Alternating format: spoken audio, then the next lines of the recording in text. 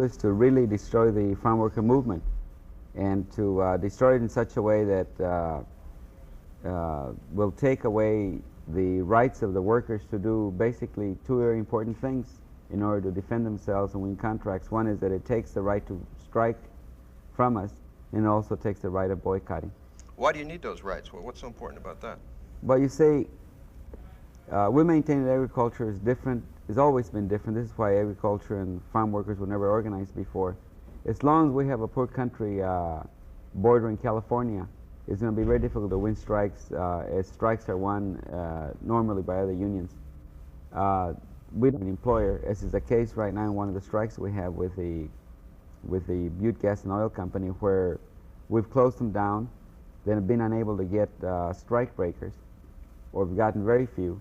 And then all of a sudden, yesterday morning, they brought in 220 wetbacks. These are the illegals from Mexico. Now, there's no way to defend against that kind of strike breaking, and so therefore the only way to win strikes is by then taking our fight to the citizens, to the people in the cities especially, and have them help us boycott those products that we're striking, and we need that.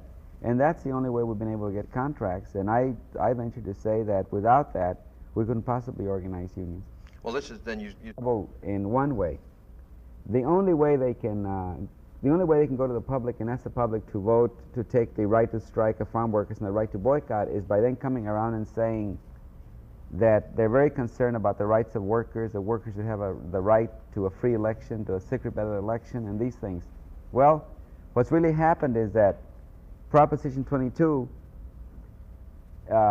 really, in its opening paragraph, really says that they're really interested in what they call the uninterrupted production, packing, processing, transporting, and marketing of agricultural products.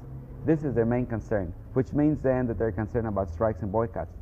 Then, as an afterthought, they say that workers are free to organize. But then they go right back and take away all those freedoms that workers need to organize. Well, how about the secret ballot? That an informed public would vote against it. You see, because is a stab in the back to every working man and woman in California. It would undercut the whole concept of collective bargaining. Now, if you single out the farm workers and say that they don't have rights that other Americans have, sooner or later that philosophy spreads. It's like a disease. And the place to stop anti-labor legislation of that kind is for the voters of California to reject Proposition